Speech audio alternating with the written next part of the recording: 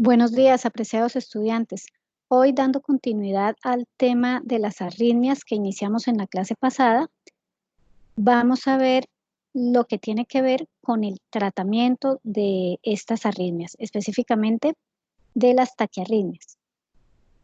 El manejo de estas taquiarritmias casi siempre se compone de diferentes pasos, como son el manejo clínico, el manejo farmacológico, el manejo eléctrico y al final del proceso, en las personas que lo requieran, probablemente esté el intervencionismo para realizar ablación. Eso lo veremos más adelante. Vamos a empezar con la taquicardia supraventricular. Aquí las dividí en tres de acuerdo a cómo se agrupa ese manejo. La taquicardia supraventricular es bien particular, es la que más opciones de tratamiento y de manejo tiene. Por lo tanto, es la arritmia que les puede resultar más compleja en este punto. La taquicardia supraventricular entonces tendrá un tratamiento clínico, un tratamiento farmacológico y es posible que requiera también un tratamiento eléctrico. Por otra parte, la fibrilación y el flúter auricular en este punto se agrupan, a pesar de que ustedes ya conocen las diferencias electrocardiográficas y de causas de la fibrilación y el flúter, aquí los podemos agrupar porque el manejo farmacológico es igual para ambas entidades. Y finalmente dejamos la taquicardia ventricular. Eh, es importante tener en cuenta, como les decía, que dada la inestabilidad hemodinámica que casi siempre acompaña esta arritmia, es probable que se dé primero el manejo eléctrico que el farmacológico. Para profundizar en ese concepto de la inestabilidad hemodinámica, vamos a tener en cuenta las directrices de la AJA en cuanto al proceder en el manejo de las taquiarritmias. Si nosotros tenemos, la AJA ha definido unos criterios de inestabilidad hemodinámica. Si la persona presenta uno, no tienen que ser todos, con uno solo de esos criterios, inmediatamente se debe proceder con el manejo eléctrico. Si por el contrario la persona está estable, es decir, no presenta ninguno de estos signos, podemos partir con el manejo clínico, como en el caso de la taquicardia supraventricular, o ir directamente pues, al manejo farmacológico. Entonces, tengamos en cuenta que esos signos de inestabilidad hemodinámica son hipotensión sistémica, alteración del estado mental, signos de shock, cualquier signo de shock, dolor torácico intenso o insuficiencia cardíaca de tipo aguda. Empecemos entonces con la taquicardia supraventricular. Les comentaba que para aprender las arritmias es muy importante la memoria visual. Entonces recordemos cómo se ve la taquicardia supraventricular, que las ondas P van a estar ocultas, que el QRS es angosto y que el RR es regular. Esta es la principal característica de esta arritmia. Ahora sí podemos hablar del tratamiento. Entonces, como les decía, aquí los pasos pues, son más que en el resto de las arritmias porque inicia con el manejo clínico, luego tendrá lugar el manejo farmacológico y finalmente el eléctrico, pero recuerden que si la persona tiene algún signo de inestabilidad hemodinámica, vamos directamente con el eléctrico. Entonces, para el manejo clínico se pueden realizar maniobras vagales. Esas maniobras vagales pues son varias, las que están descritas en la literatura. En Moodle van a encontrar ustedes este video para que puedan verlo por completo. Básicamente están enumeradas y muy bien explicadas cada una de las maniobras que se pueden realizar y algunas consideraciones importantes. Está el masaje de seno carotidio, está la maniobra de Valsalva, los estímulos vagales, Valsalva invertida, entre otras, entonces es importante que las revisen una por una. Acá les voy a hacer algunas precisiones con respecto a el masaje del seno carotidio, que si bien es una de las maniobras más efectivas a la hora de disminuir la frecuencia cardíaca e incluso revertir un ritmo de taquicardia supraventricular, también es una maniobra que reviste muchos riesgos. el hacer directamente masaje sobre el seno carotídeo puede, si es el caso y la persona tiene alguna formación ateromatosa, generar un émbolo que va a viajar directamente al cerebro, y entonces vamos a pasar de tener una persona con una taquicardia supraventricular a una persona con un SB de tipo isquémico. Tradicionalmente pues se consideraba que solo estaba contraindicado en adultos mayores, pero la realidad es que incluso una persona de 30 años puede ya tener formación de placa ateromatosa a nivel carotídeo. Por lo tanto, se utiliza en niños y en adultos jóvenes para que tengamos en cuenta esa particularidad. Adicionalmente, hay maniobras, para que lo tengan en cuenta, mucho más seguras, como por ejemplo esta, que consiste en retener la respiración. Esta otra, que consiste en sumergir, o bien sumergir la cara en agua con hielo, o bien colocar una compresa de agua que haya estado sumergida junto con hielo, retirar el exceso y colocarla sobre la cara de la persona. Esto va a generar un estímulo que puede hacer reducir significativamente la frecuencia cardíaca y permitir que además la persona salga del ritmo de taquicardia supraventricular y regrese a un ritmo sinusal.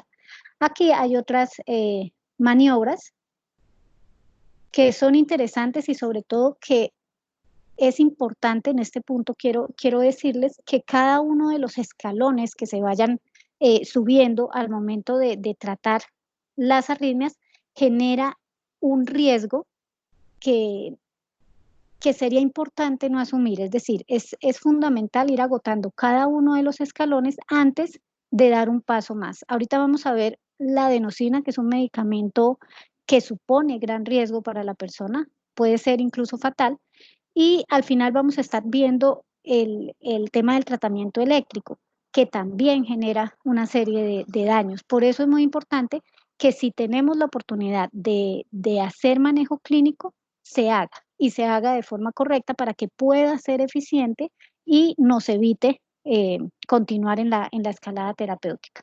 Entonces, por favor, revisan ese video con detenimiento para que puedan aprender un poco más de las maniobras vagales. Vamos ahora entonces con el tratamiento farmacológico. Si las maniobras vagales fueron fallidas, se debe proceder entonces con este manejo. La adenosina, como les decía, es un medicamento sumamente especial en muchos aspectos, desde su mecanismo de acción, pasando por su administración, hasta los cuidados que desde enfermería debemos tener. Vamos a ver aquí una ficha de resumen, digamos, del medicamento. Esta ficha, junto con otras de los medicamentos que vamos a utilizar aquí en el manejo de las arritmias, están dentro del libro resumen que tienen ustedes a disposición en la plataforma de Moodle. Primero hay que conocer que la adenosina es un medicamento que tiene una finalidad diagnóstica y además terapéutica. Recuerdan que cuando hablábamos de la taquicardia supraventricular, mencionábamos que si la velocidad, es decir, la frecuencia cardíaca, está demasiado alta, estamos hablando de 200 latidos hacia arriba, en arritmias como por ejemplo la taquicardia auricular o la fibrilación auricular y el flúter, se puede llegar a ver igual que la taquicardia supraventricular. Es decir, que podemos estar viendo un trazado con una frecuencia cardíaca de 200 hacia arriba y nos puede visualmente parecer que es una taquicardia supraventricular. Se administra la adenosina y, si no es, por lo menos va a permitir que la velocidad de la frecuencia cardíaca disminuya y podamos ver con mayor claridad cuál es el ritmo de base y se pueda tratar. Ahora, aquí les pido que recuerden cuál era el mecanismo de producción de la taquicardia supraventricular. Habíamos dicho que eran las vías accesorias, que el mecanismo era la reentrada, que requería vía accesoria, que además usaba el nodo AB o nodo auriculoventricular para repetir ese mecanismo. Entonces, la adenosina es un medicamento que actúa directamente sobre el nodo AB, inhibiéndolo por unos momentos y produciendo como una especie de parada cardíaca donde se genera en el electrocardiograma, además uno ve esa línea isoeléctrica, pareciera como si se reseteara el corazón, volviera a empezar a partir de la administración de este medicamento, pero solamente va a ser efectivo si el mecanismo productor de la arritmia era reentrada con uso de una vía accesoria. Por esa razón es que es exclusivo para el manejo de la taquicardia supraventricular. Entonces, el tratamiento como tal, y esto es muy importante también que lo tengamos en cuenta, se realiza con un bolo inicial de 6 miligramos. Esta es la totalidad de la ampolla. Pero si es fallido, se puede intentar un segundo bolo con el doble de esta cantidad, es decir, con 12 miligramos, y anteriormente en los algoritmos de la AJA decía que se podía hacer hasta un tercer intento con otros 12 miligramos, pero en las recomendaciones actuales solo se hace 2 intentos, uno con 6 y el segundo con 12 miligramos. ¿Por qué? Básicamente porque si no sale con esos 12 miligramos es posible que ya no responda al manejo farmacológico, sino que haya que pasar al manejo eléctrico. Por lo tanto, la recomendación es en el sentido de no perder más tiempo, además que como les decía, este es un medicamento peligroso que genera disconfort, que genera dolor al momento de la administración en el paciente y que por lo tanto tampoco se justifica por esa circunstancia volver a someterlo a colocar más dosis si no se va a tener una respuesta terapéutica. Para los cuidados durante la administración, vamos a ver un video donde se está administrando directamente este medicamento. Como les decía, a veces en el monitor es difícil identificar el ritmo. Fíjense que esta es otra vista de la taquicardia supraventricular que no se ve tan parecida como la estábamos viendo en el trazado, para que analicen desde ese punto de vista. Y tenemos acá el primer error en la administración, ¿verdad? En la simple manipulación del medicamento debe hacerse con guantes y además porque estamos accediendo a una vía venosa. Entonces, partiendo de acá, es muy importante que para administrar este medicamento se instale una vía venosa lo más proximal posible a al corazón, pues puede ser derecha o puede ser izquierda. De hecho, si se coloca izquierda es mejor porque llegaría mucho más rápido al corazón. Aquí la velocidad de administración es fundamental porque es un medicamento que tiene una vida media ultra corta, de segundos. Entonces, si no lo administramos correctamente, se va a perder esa dosis de medicamento. Entonces, primera recomendación o primer cuidado, se debe canalizar una vena que esté perfectamente permeable, ojalá aquí en la fosa antecubital, y se debe colocar inmediatamente, eh, sin uso de extensión de anestesia, una llave de 3 vías, de esta manera. Otra precaución, el medicamento viene en una presentación de 6 miligramos en 2 mililitros, entonces debemos utilizar una jeringa. En este caso ya se están usando una jeringa de 2 mililitros o puede usarse también de 3 mililitros. La idea es que sea pequeña, que permita rápidamente la colección del líquido dentro de la jeringa y no se debe diluir. Ojo, esto es muy importante. Por eso necesitamos también una jeringa pequeña. Si utilizamos una jeringa de 5, de 10 centímetros, nos va a quedar un residuo aquí al final del émbolo de la jeringa. Por eso hay que utilizar, ojalá, una jeringa de 2 centímetros como en este caso.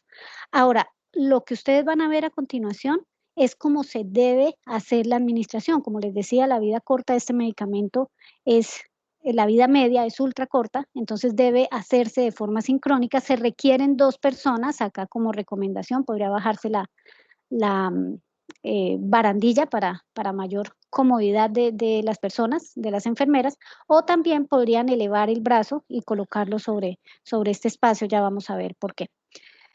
Observen con atención.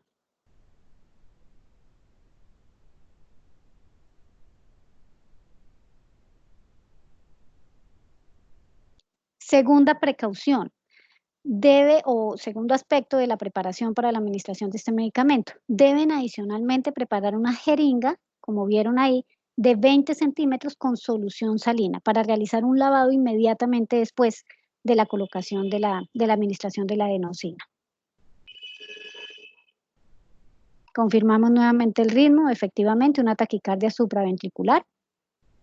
Fíjense que la derivación ideal para monitoreo es de 2.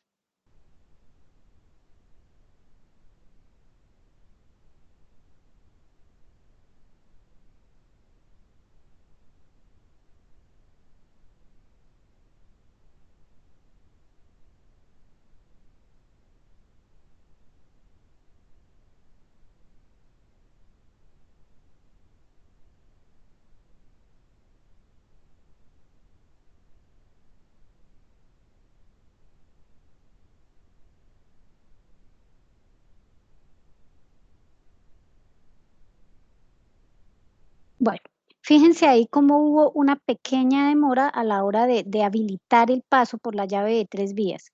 Esto es algo que debemos hacer como enfermeros, un recorrido mental. Quien nos asiste, la otra persona, puede ser la auxiliar de enfermería, pero es el enfermero quien debe administrar el medicamento y controlar el paso por la llave de 3 vías. Debe ser en un único movimiento. Una vez se administra el medicamento, con toda seguridad se debe girar la llave de 3 vías sin dar lugar a demoras. Aquí hubo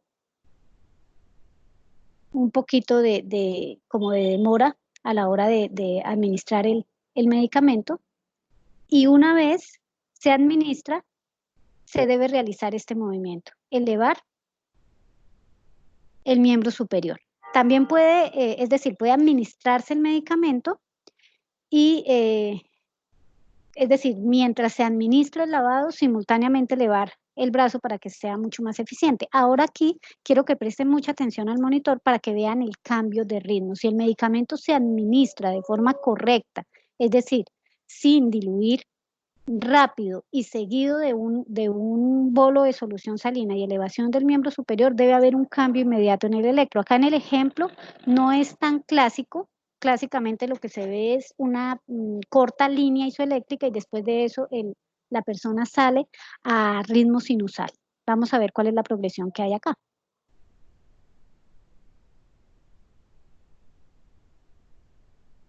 Importante imprimir el trazo y fíjense. Como dijimos antes, tratar de interpretar inmediatamente a qué ritmo sale, pues no es lo más correcto, pero poco a poco ya se restablece el ritmo sinusal. Fíjense aquí como ya hay presencia de onda P y la frecuencia cardíaca ha bajado. Persisten algunas extrasístoles, pero bueno, como les decía, el ritmo tarda un poco en organizarse. En resumen, tengan absoluta claridad y revisen nuevamente esta ficha de administración de la adenosina porque es un medicamento sumamente especial, como se dieron cuenta, y es competencia de enfermería su administración segura y que sea además efectiva y terapéutica para la persona. Vamos ahora con el manejo eléctrico. Si a pesar de la administración de adenosina, ya saben, 6 miligramos, la persona no responde, vamos a 12 miligramos y tampoco, y la persona, ojo, entre paso y paso, de aquí a acá y lo que nos demoremos acá, hay que estar verificando y valorando continuamente los signos de inestabilidad hemodinámica. Si en cualquiera de estos puntos la persona se torna inestable hemodinámicamente, inmediatamente vamos al manejo eléctrico. O si vamos en orden y aquí no hay respuesta, aquí tampoco, pasamos al manejo eléctrico. Bueno, a partir de aquí vamos a hablar o vamos a hacer algunas precisiones técnicas en cuanto a lo que es el manejo eléctrico de las taquiarritmias. Lo primero es que se considera manejo eléctrico la desfibrilación, que ustedes ya tienen conocimiento porque ya vieron los ritmos de paro, pero también la cardioversión, que es un concepto nuevo para ustedes y es el que les voy a explicar. Entonces, lo primero que tienen que tener en cuenta es que la cardioversión se hace con una carga eléctrica que se mide en joules, esa es la unidad de medida, y que cambia de acuerdo al tipo de arritmia. ¿Por qué? Por la respuesta que puede tener esa arritmia a la carga eléctrica. Entonces va a ser variable, es lo primero que tienen que tener en cuenta. En el caso de la taquicardia supraventricular, tenemos una carga eléctrica que va a ir en una primera descarga entre 50 y 100 joules, y la segunda puede repetirse con 100 joules. La taquicardia supraventricular es la que más fácil responde al manejo eléctrico, por eso van a ver que es la dosis más baja. En el caso de pediatría, pues se puede administrar 1 joule por kilo y en la segunda descarga 2 joules por kilo. ¿Cómo se hace la cardioversión eléctrica sincrónica? Entonces, este video también se los voy a dejar adjunto en Moodle para que lo repasen, porque no estoy segura de que el audio aquí sea bueno si lo retransmito, donde básicamente se va a ir explicando el paso a paso de lo que es el manejo operativo pues, del aparato como tal, que a veces les genera ciertas dudas. Bueno, para empezar, la cardioversión eléctrica además debe ser sincrónica. Entonces, ojo, ya no estamos hablando de desfibrilación, sino de cardioversión eléctrica sincrónica. ¿Con qué se debe sincronizar esa cardioversión?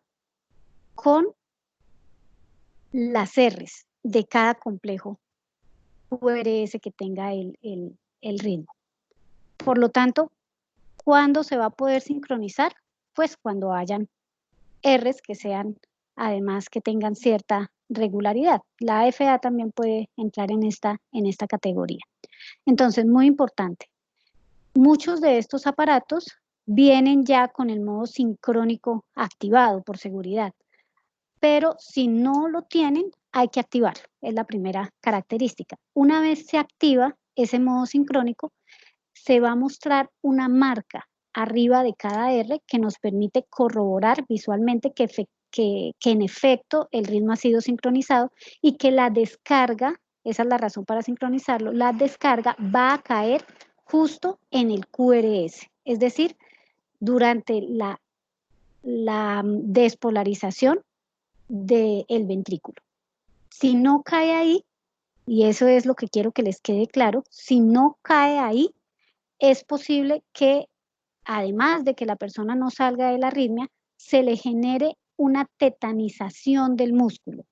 Y eso no es otra cosa que una fibrilación ventricular y un ritmo de paro. Fíjense acá, cuando se activa el modo sincrónico, cómo inmediatamente aparece el señalador que nos indica que el ritmo ha sido sincronizado. Segunda cosa, recuerden que la dosis en joules varía de acuerdo a la taquiarritmia, ¿no? Entonces se selecciona la carga y una vez se ha elegido los joules, procedemos a la descarga. Una cosa importante aquí antes de que vean el proceder en el video. En el video van a utilizar las palas y es posible que ustedes en los servicios de urgencia vean que la cardioversión se hace con palas. En realidad, por seguridad, no se debe hacer con palas. Se debe hacer con electrodos, porque ya ustedes conocen los peligros de que se haga la manipulación de las palas, ¿no? Y básicamente ahora lo entienden. ¿Por qué es tan peligroso que al personal de salud lo alcance una descarga? Básicamente porque para el personal de salud esa descarga sería asincrónica y podría caer, por ejemplo, en el periodo o en la onda T y producir este efecto que les decía de fibrilación ventricular e inducirle el paro a una persona que esté en contacto con la descarga. Por eso hay que minimizar ese riesgo y utilizar los electrodos, además porque este es un procedimiento que puede ser de alguna manera planificado, ordenado, y entonces nos permite, nos da el tiempo para colocar esos parches. Otra consideración importante, la cardioversión eléctrica, también tienen una ficha resumen de la cardioversión en el material de estudio, necesita pseudoanalgesia. ¿Por qué? Porque produce dolor. Entonces hay que premedicar a la persona, ese es otro riesgo adicional. Continuemos viendo el video. La siguiente consideración es que una vez se haya seleccionado la carga y se seleccione la carga y además se active esa carga con este segundo botón de cargar que está en las paletas, pero también está aquí en el monitor y por eso da la posibilidad de usar los parches. El último paso es descargar, que se puede hacer también acá desde el monitor. Esa descarga se va a tardar unos segundos. ¿Por qué se va a tardar? Porque necesita ubicar un QRS para poder, una R en específico, para poder descargar. Eso es otra cosa que hay que tener presente. Bueno, ustedes luego lo ven y lo escuchan con toda la explicación. Regresemos. Y finalmente, pasemos entonces a la... bueno, finalmente, si quedaran todavía, recuerden que el mecanismo de esta arritmia son vías accesorias y que es posible el manejo definitivo de esta arritmia, ¿cuál sería? Pues la ablación de esas vías accesorias, que eso ya se puede hacer obviamente después cuando la persona esté estable y haya salido de este momento de agudización de la arritmia. Vamos ahora con la fibrilación y el flúter auricular. Recordemos los trazos.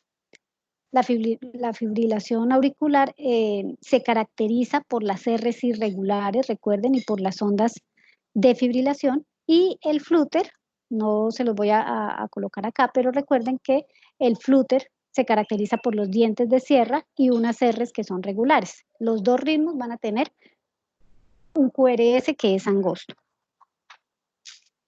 Bien, acá si se dan cuenta el esquema cambió. Ya no hay manejo clínico para esta arritmia, sino que empezamos directamente con el manejo farmacológico.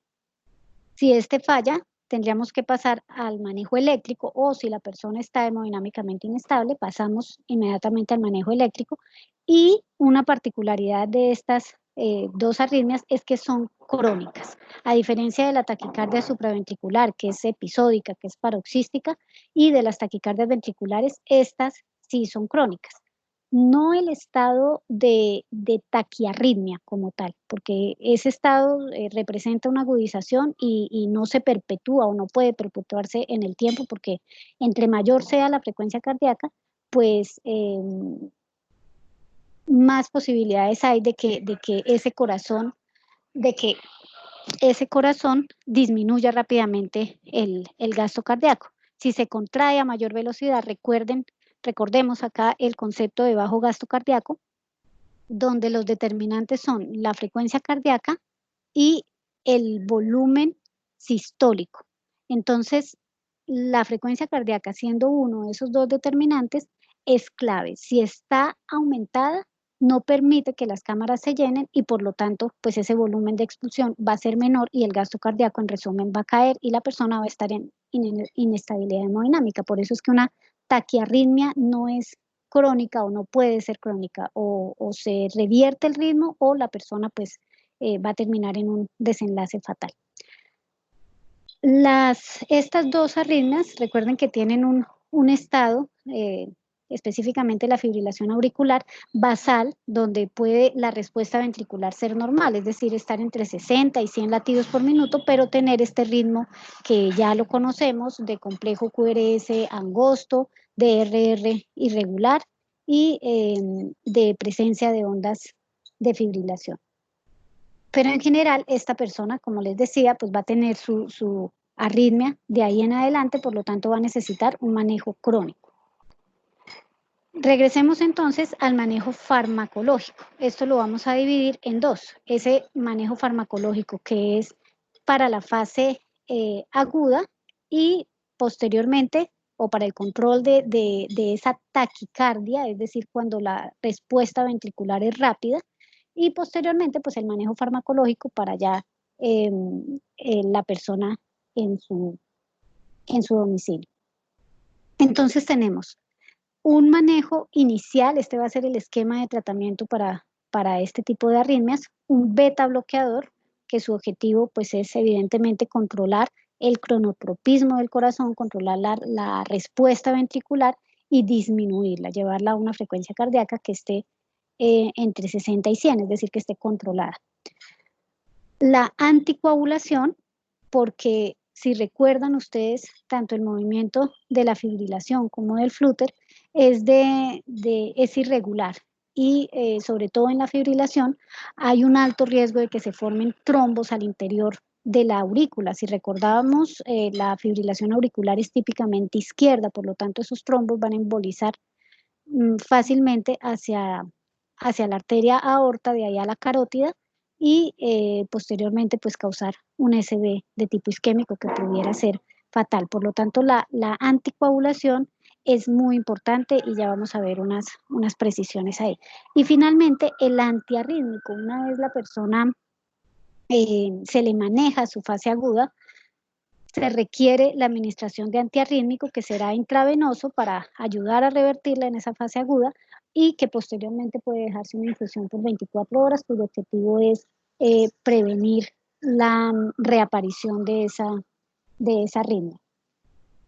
Y como les decía, pues también si requiere manejo crónico, se administrará ya por vía oral.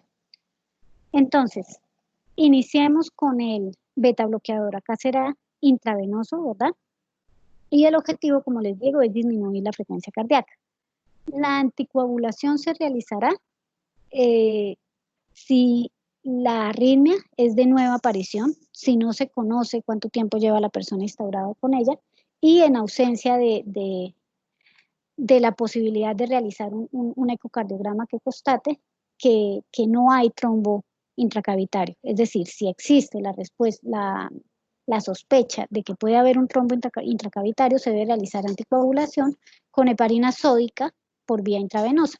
Y luego de que el paciente esté anticoagulado, ahí sí se revierte el ritmo, sea con un antiarrítmico, sea con una descarga eléctrica.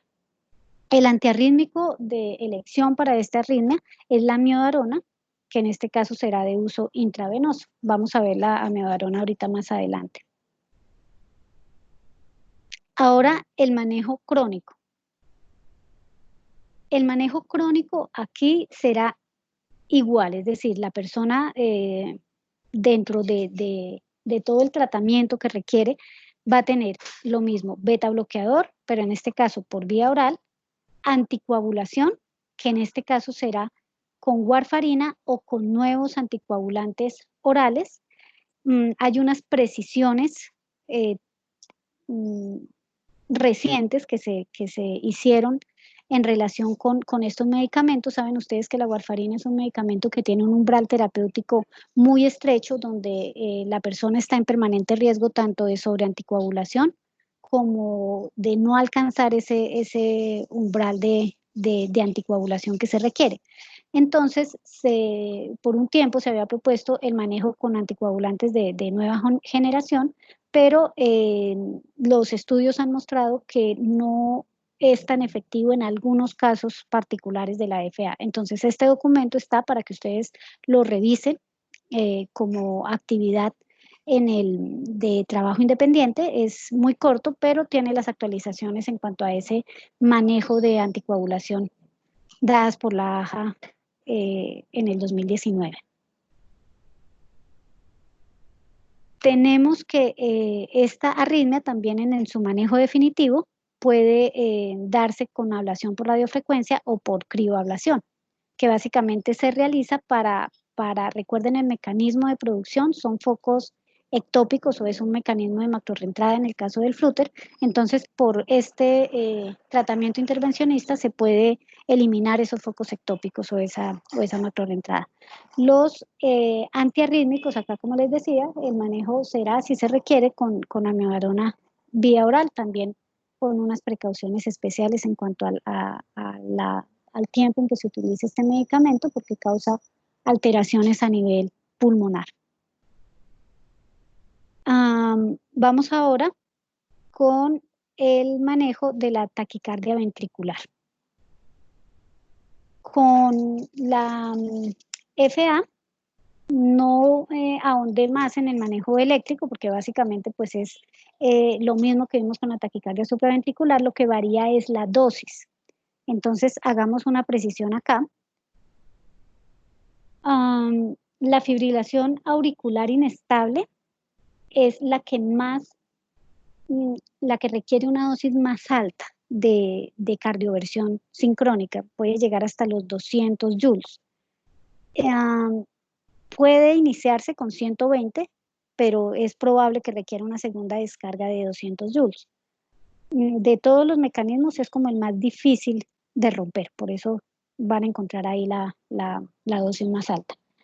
Pasamos ahora con esta que es la taquicardia ventricular, pero recuerden que hay dos tipos. Tenemos la monomórfica, que va a tener o va a responder a una descarga de 100 joules. Y esta claridad es importante. Tenemos acá la taquicardia supraventricular, que fue la primera que vimos, y el flúter auricular.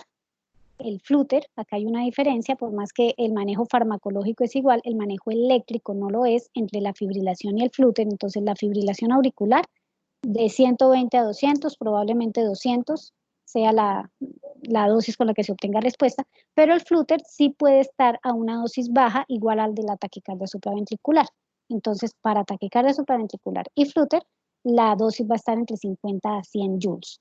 Ahora, otra consideración importante. Acá tenemos la dosis de la taquicardia ventricular, pero monomórfica. Si la taquicardia ventricular es polimórfica, la descarga no va a poder sincronizarse. Por lo tanto, no se va a hacer una cardioversión sincrónica, sino una desfibrilación de alta energía, que aplica pues el protocolo de la AJA de ritmos de paro, que va a ser de 200 joules, pero en forma asincrónica, es decir, en modo desfibrilación. Eso es importante tenerlo en cuenta y entienden por qué desde la precisión técnica, ¿no? Básicamente porque este ritmo, por lo irregular, no se puede, es decir, no se puede censar como sincrónico porque no tendría Rs regulares.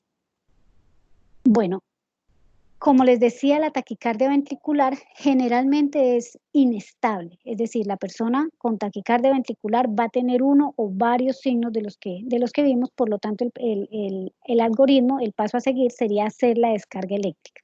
Se hace con las precisiones que les mencioné y luego de la descarga eléctrica se puede hacer el manejo farmacológico. El manejo farmacológico con antiarrítmico aquí está indicado pues para prevenir la reaparición de la arritmia. La amiodarona es otro medicamento particular que vamos a estar, o que queda de resumen también para que ustedes lo estudien a profundidad, pero que acá les voy a hacer unas precisiones en cuanto a los cuidados de enfermería, en cuanto a la administración. Lo primero es que solamente es estable en dextrosa.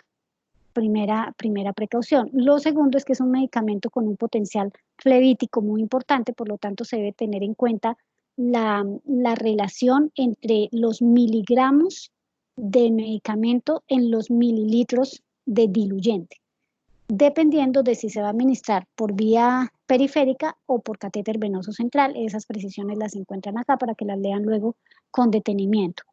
Lo siguiente es que generalmente se administra un bolo inicial que irá entre 150 a 300 miligramos y ese no requiere ser protegido de la luz, pero la infusión continua, que va a ser para 24 horas, ahí sí se requiere utilizar un equipo con fotoprotección y cubrir la mezcla además con papel aluminio o con algún medio que evite la penetrancia de la luz. Y este efecto adverso es supremamente importante, ya lo habíamos mencionado cuando hablábamos de la taquicardia ventricular polimórfica tipo torsión de puntas. Un efecto secundario de la amiodarona es la prolongación del intervalo QT y por lo tanto la generación de esa arritmia, la tipo torsión de puntas. En consecuencia requiere monitoreo electrocardiográfico permanente. Mientras esta persona esté recibiendo infusión de amiodarona, debe estar bajo estricta supervisión, ojalá en un área de reanimación o de cuidado intensivo, de cuidado intermedio, pero que esté monitorizado. Y no solamente monitorizado, sino además con una vigilancia continua de enfermería, ¿no? Bien, nos queda finalmente dentro de las taquicardias ventriculares ver el manejo de la torsión de puntas. Nosotros ya habíamos mencionado que la la torsión de puntas era particular también en su manejo. Entonces, dado el mecanismo, que es por prolongación del intervalo QT, el manejo se va a hacer con sulfato de magnesio. El sulfato de magnesio también tiene su ficha resumen para que por favor la revisen. Es un electrolito como tal, por lo tanto también tiene algunas precauciones con la administración, pero en general no son tan complejas como las de la adenosina o las de la amiodarona. Resumen, tenemos taquicardia supraventricular, fibrilación y flúteo auricular y taquicardia ventricular. Fíjense el esquema de tratamiento y las diferencias que hay entre uno y otro. Este, que tiene 3 pasos, que iniciaba con manejo clínico. Este, que inicia con manejo farmacológico y que tiene además un manejo crónico. Y este, que inicia con manejo eléctrico y al final viene el manejo farmacológico. Aquí en este punto puede haber pasado 2 cosas, o ya son expertos en arritmias o tienen grandes dudas. Por eso tenemos un espacio diseñado para un encuentro virtual donde pueden ustedes aclarar esas dudas conmigo si las tienen, y si no, excelente. Proceso de enfermería. Vamos a integrar acá el cuidado de enfermería teniendo en cuenta todo lo que hemos aprendido de las arritmias, de su clasificación, de sus signos, de sus síntomas, de todas estas precauciones a la hora del manejo. Entonces, en este punto, ya que tenemos toda la fundamentación, realmente el proceso de enfermería fluye de forma muy natural. Vamos a empezar por los diagnósticos. Podríamos tener una buena variedad de diagnósticos como es el riesgo de disminución del gasto cardíaco, el riesgo de presión arterial inestable o la intolerancia a la actividad, pero el diagnóstico prioritario para una persona que padezca una taquiarritmia será disminución del gasto cardíaco. La definición, si ustedes se dan cuenta, pues se asocia con que la cantidad de sangre bombeada por el corazón es inadecuada para satisfacer esas demandas metabólicas del cuerpo.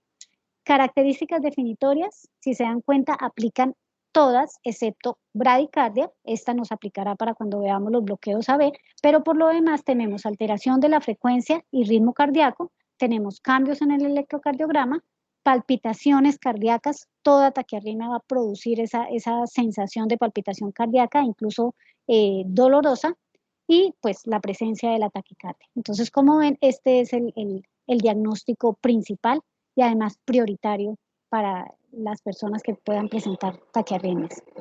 Ahora, ¿cuáles serían las intervenciones para cualquiera de estos diagnósticos? Básicamente les traigo 3, las principales. Tenemos la fundamental para nosotros, que sería manejo de la arritmia. En este momento ya ustedes tienen todos los elementos y tienen todo el conocimiento para poder desarrollar todas estas intervenciones. Asegurar una colocación adecuada de las derivaciones y una buena calidad de la señal. Ajustar los parámetros de alarma del monitor. Normalmente los monitores vienen preestablecidos con 100 de frecuencia cardíaca como límite superior, por ejemplo. Entonces hay que flexibilizarlo de acuerdo a la arritmia que esté presentando la persona. Monitorizar los cambios que precipitan arritmias. Esto es antes de que ocurra la arritmia, es decir, elevación del segmento ST. Decíamos que los infartos pueden desencadenar cualquier tipo de arritmia. La prolongación del QT antes de que se me presente la taquicardia tipo torsión de puntas, y las extrasístoles, y ya vimos bastante acerca de ese tema. Este punto es muy importante y está dentro del protocolo de la AJA, dentro de los algoritmos de la AJA.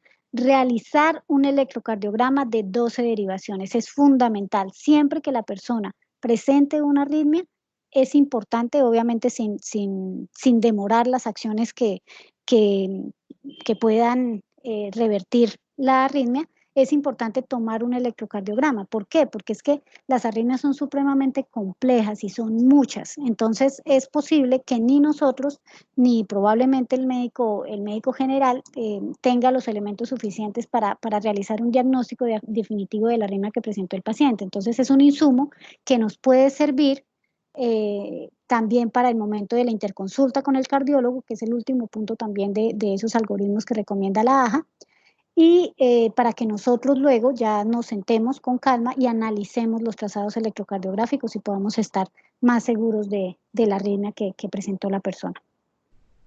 Monitorizar la respuesta hemodinámica a la arritmia, esto para dar cumplimiento a lo que decíamos de saltar los pasos si la persona presentara signos de inestabilidad. Determinar la presencia de dolor torácico o síncope asociado a la arritmia, que de por sí es un signo de inestabilidad hemodinámica. Asegurar la rápida disponibilidad de los medicamentos de urgencias para la arritmia. Entonces, ustedes como enfermeros tienen la responsabilidad de garantizar que esos medicamentos, si vimos 3 diferentes acá, estén presentes y estén presentes en el carro de paro, en el carro de reanimación, pero que además la fecha de vencimiento sea adecuada y las condiciones de almacenamiento sean seguras. Asegurar el adecuado acceso venoso, administrar el soporte vital básico o avanzado, según corresponda, según como reaccione la persona. Es posible que después de la cardioversión la persona haga parada cardíaca, que después de la administración de adenosina, etcétera, etcétera, o que la haga como progresión normal de su arritmia. Enseñar a la persona y a la familia los riesgos asociados a las arritmias. Ojo, eso va a ser un papel fundamental de ustedes en este semestre. Enseñar a la persona y a la familia las acciones y efectos secundarios que tienen los medicamentos. Por ejemplo, la adenosina, antes de administrarla, requiere consentimiento informado verbal. Yo le debo decir a la persona cuáles son los riesgos que va a tener y cuáles son los efectos, qué es lo que va a sentir durante la administración de este medicamento, y la persona debe dar su consentimiento verbal. Enseñar a un miembro de la familia maniobras de RCCP si se considera necesario. Por ejemplo, en esas arritmias y en las personas que tienen riesgo de muerte súbita, como la cardiomiopatía dilatada, si recuerdan ustedes. Bien, este era el más extenso, pero también el NIC fundamental para este tema. Un segundo NIC pues, será el que se relaciona con la administración de la medicación. Evitar las interrupciones al preparar, verificar o administrar los medicamentos. Esto es muy importante. Si ustedes se dan cuenta, los medicamentos que vamos a usar aquí son los que están en el carro de paro. Ahí tenemos una gran cantidad de medicamentos y las confusiones pueden ser frecuentes. Seguir los 10 correctos que ya ustedes conocen. Verificar la prescripción médica y ojo que es muy probable que aquí la orden sea verbal. Eso no quiere decir que no se corrobore, al contrario, debe hacerse el doble chequeo, es decir, el médico dice qué medicamento, qué dosis, por qué vía, y ustedes responden este medicamento por tal dosis, por tal vía, y se hace el chequeo cruzado. Lo mismo, a la hora de administrar el medicamento, siempre el enfermero en voz alta debe repetir qué está administrando, por qué vía y a qué dosis. Comprobar la fecha de caducidad, preparar correctamente los medicamentos, como la miodarona, diluirla en destroza, la adenosina, no diluirla, administrar con la técnica y por la vía apropiada. Fíjense que la adenosina es un medicamento con una técnica bien interesante de administración. Instruir a la persona y a la familia acerca de las acciones y los efectos adversos de los medicamentos que vamos a administrar. Nuevamente, vuelve y juega. Observar y documentar esos efectos terapéuticos de la medicación, es decir, registrarlo en la nota de enfermería.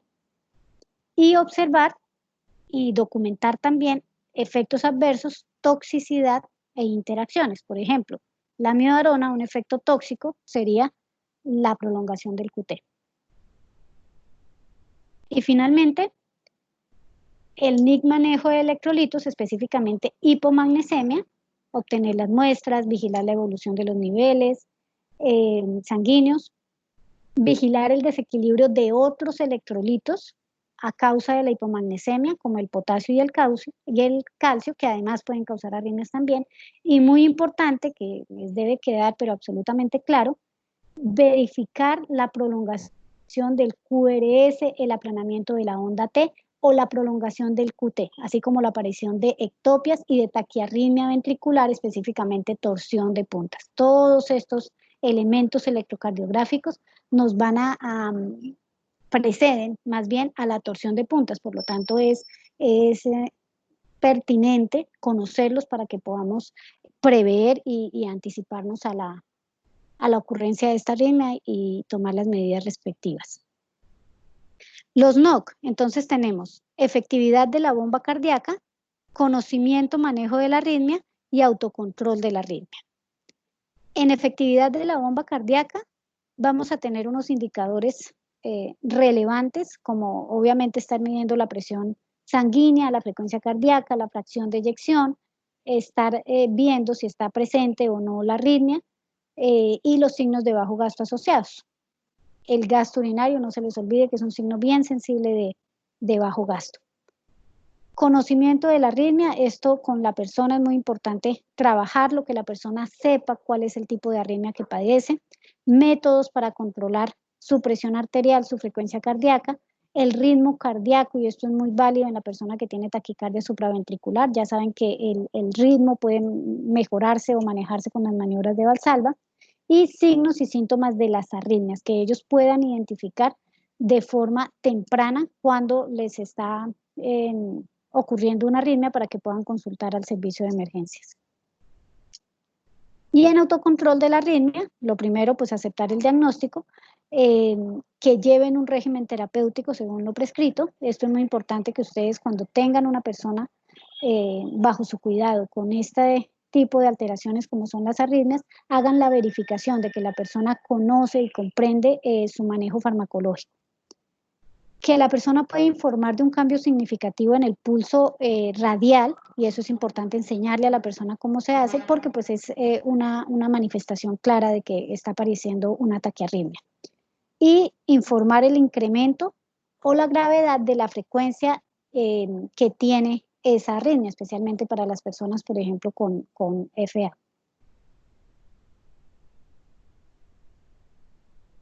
Entonces recuerden que tenemos nuestra sesión de preguntas y respuestas y espero que esta clase haya sido de su agrado y también de mucho provecho para todos ustedes. Muchas gracias.